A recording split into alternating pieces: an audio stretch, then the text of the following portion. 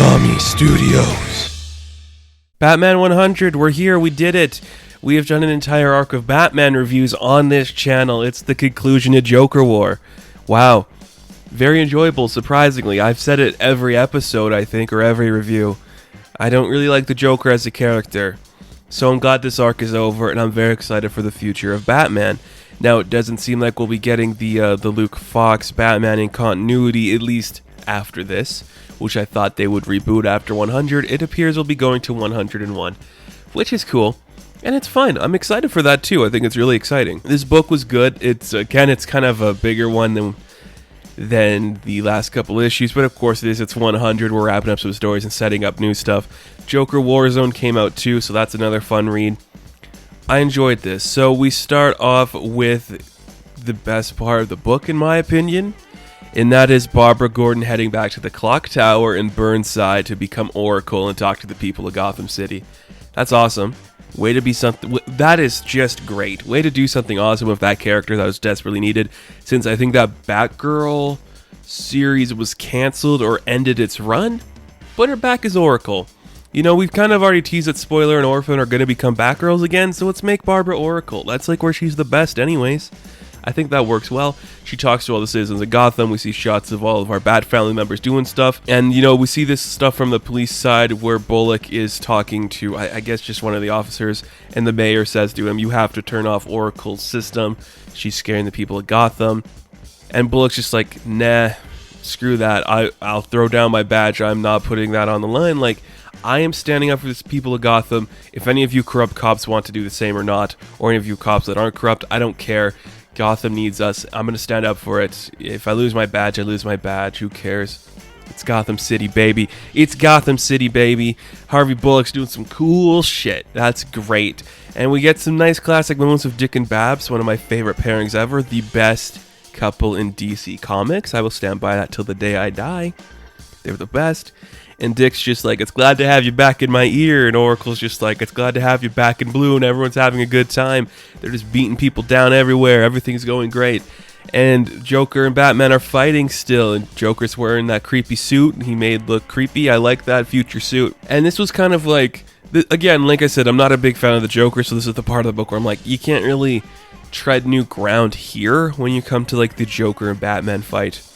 And there's like a huge speech that the Joker gives to Batman while they're fighting. It's just like, that future world you thought you could build for Gotham, you can't have it anymore. You'll never be able to rest or retire or be with Selina in a happy regard. You are just going to keep fighting everything you have. You have no more money. You have no more technology. You have nothing left to your name. I destroyed you and broke you. You're going to have to start from the ground up, and that's where it works best. You don't even have your butler, dude. You're nothing now. You're going to have to start over. Batman is starting over. And, I mean, it's cool idea. We've seen it before, of course, where it's like you have to rebuild from the ground up after you lose your empire. That's a classic trope in comic books. Every reboot is pretty much just starting fresh again. But I think it works here, especially when you just kind of set up that, like, there's a bigger thing happening in this story. And it's kind of compelling, for lack of a better term. Like, it's good enough where I wasn't upset seeing the Joker give this speech. I thought it made sense. I think his speech in Joker Warzone was better, where he's talking to Bane how, like, you wasted one of the best opportunities to kill the butler and you gave it to Damian. I think that's a way better speech than this one. But I still enjoyed this. I thought it was pretty interesting. We get a Nightwing v Punchline fight, and then it's Clowns versus Bat Family. I thought that was cool. I mean, there's just so much about Punchline I want to say, but what's the point? Like, everyone knows she's an interesting character, and there's a lot going on with that. And towards the end of the story, we'll get into it a bit more here, too.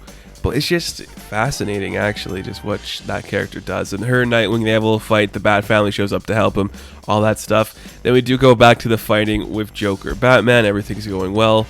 But Batman starts to lose. He's getting stabbed. He's getting beaten up. Joker's kind of winning. And there's like a small scene where it's like, what if we reversed roles? We're in the Ace Chemicals building. I'll drop you into the acid, and you could become Joker, and I will be Batman, and just stuff like that. And it's fun. It's interesting. It's classic stuff people like for Batman. People who like the Joker, you're gonna love this book. If you're like me and you think the Joker's overused, you're just gonna think those parts are okay, but the rest of the book soars to the top of the charts, my dude. It's really good. So as the battle's happening, Joker looks like he's about to win, but then in comes a gunshot to the eye, shooting out Joker's eye. And guess what? It's Harley frickin' Quinn, y'all. And she has a plan in place. She's going to strap a bomb to herself and to the Joker, and it's going to be up to Batman to decide what he's going to do, if he's going to kill Joker and Harley, and how that's going to work. What a great moment. And you just see Batman's like, I'm not playing this game, Harley. But she just like, forget it. Kill him or don't, I don't care. I'm leaving. If I die, I die. I'm done with this. Just finish it. Batman doesn't do anything. He kind of walks away too. And there's a nice moment where he's saying to Joker, like, use the utility belt on the suit you're wearing. He's like, fuck that.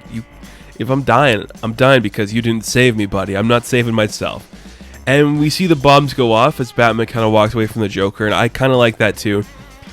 I think in this scene, now I might be reading into this, I think in this scene, Batman knows Joker won't let himself die just because his job isn't done, for a lack of a better term. That's what I think's going on in the scene. Now, I could be completely off base there, I don't know. But either way, it's still interesting enough where I think it's compelling. Then we kind of just flash forward to a couple weeks later. I think it's actually 1 week, I don't know why I said a couple. And Harley Quinn is in the hospital, and I'm like, that's fun. Wonder what she's doing in there.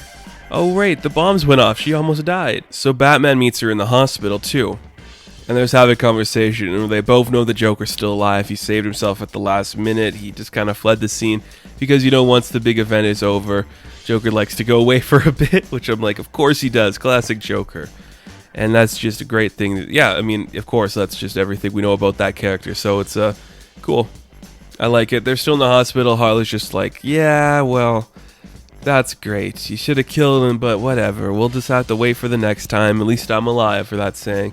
And Batman just kind of talks to her like, I should try to be a better Batman. And I love her lines like, well, what good is it going to do to be a worse Batman? And I think that's really funny just because, yeah, what's the difference? Like, you're always going to try to be better, aren't you? Why would you want to be worse? I thought that was cute.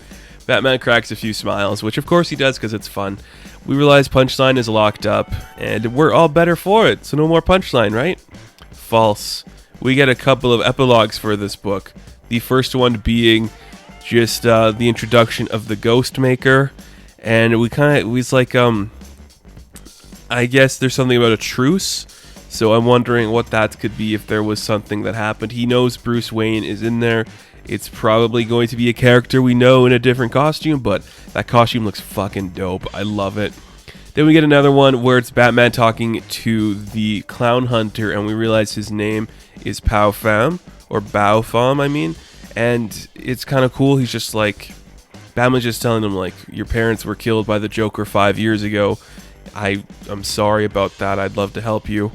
Any way I can, I could give you some information about a therapist you can talk to, someone who can help you do this. And I like it too that the kid's just like, yeah, that's great. Thanks, I guess, but I don't really care. Here's the thing though. I got like a cop come to me and he said that like the Joker took my parents' bodies and like mutated them and did experiments on them and made them alive. So in all this freaking chaos, you punched my dead mom and dad and set them on fire. And you let the Joker live. So thanks for your support and trying to make me better.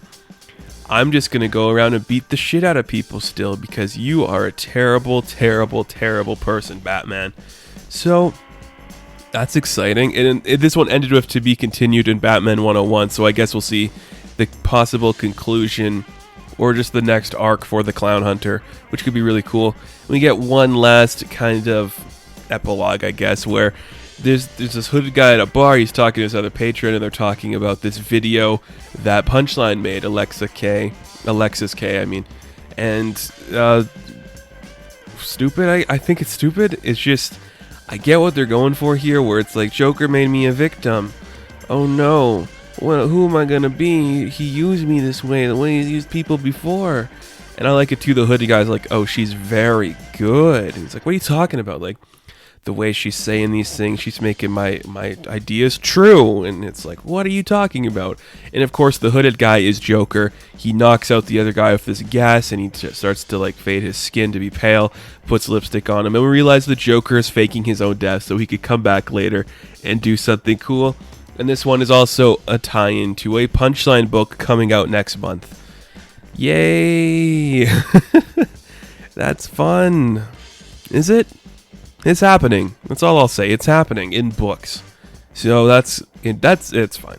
It is what it is. Comics are cool sometimes. Batman 100. A lot of stuff happened in here. A lot of good stuff happened in here. We saw some classics return. We got some new ideas coming into play.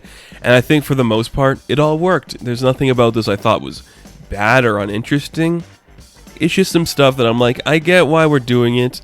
I don't think we need some more of Punchline, but then again, who cares? It's just stuff happening. Clown Hunter is compelling enough for me that I'm excited to see what that could be. And the Ghostmaker is such a cool design. I'm very curious to see how that's going to look. Harley Quinn stuff was great. The Oracle stuff was great. The Batman stuff was great. If you like the Joker, that stuff's great too. But it's not for me, so I can get by it. And that's pretty much the entire book. It's really fun, really fascinating. The artwork is as great as ever.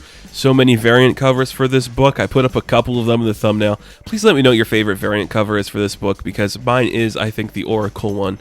Well, is it Oracle or is it just Batgirl? I don't know, whatever. So Batman issue 100. I'm going to give a 9 out of 10.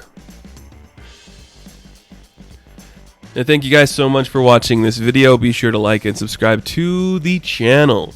As always, you can check me out on Instagram, Patreon, Twitter, all that good stuff. And I will catch you in the next one. Have fun, stay safe, good luck.